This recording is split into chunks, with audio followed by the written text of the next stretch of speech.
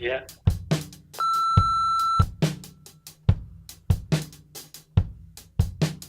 And how did you arrive at the seven? How did you arrive at the seven?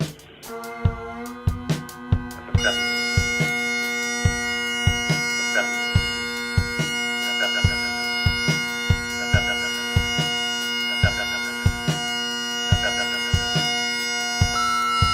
The song was I picked it out of my arse, you know.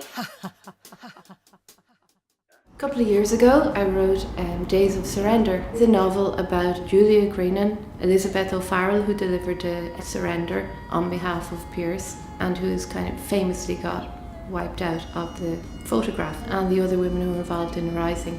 And I finished writing the novel in IMMA. That seemed also very appropriate because a lot of the women were marched straight through the grounds of IMMA up to Kilmainham Jail, because at that time it was a British military site. So there's something fitting to have written this book there and to be also representing something of it there.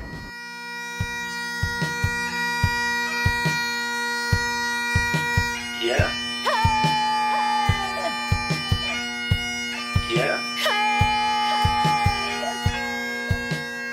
This work is very much about 2016, building on as somehow or other drawing out the implications of the 1916 work. It's called If the Ground Should Open. It began with learning about canntaireachd, the oral score for bagpipes, and essentially I began to wonder if there is an oral score, that would possibly mean that Julia Grenan or Elizabeth O'Farrell's name is a little melody in its own right. In classical bagpipe music, these little melodies, these starting points, are called the ground on Turlough. I began to wonder, how do these women's names sound as on Turlough? Change, change, change. Change, change, change. It's also crossed with the tapes of the Anglo-Irish bankers. Some of what they did was treason, quite simply. If you want to talk about people fighting for a country, willing to give their lives for it or sacrificing whatever for a country, now in 2016 we're talking about the reverse of that having happened. And it's such a contrast to the ideals of a better Ireland, a more inclusive Ireland, a more fair and equal society. Not just remembering something in the past and leaving it in the past, but saying, what is this now? And where are we now?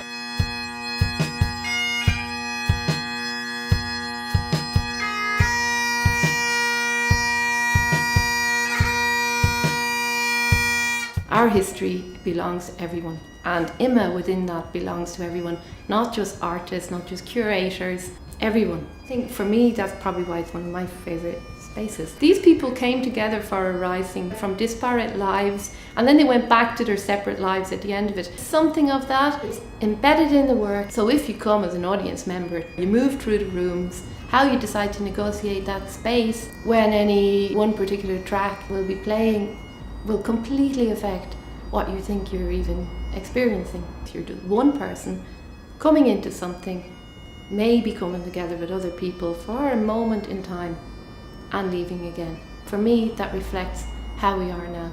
We're not voiceless because of that. Maybe we're even more insistent about the voice we have when we have it.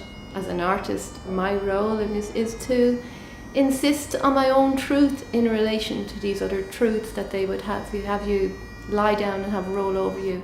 I have to insist on my own sense of what life is.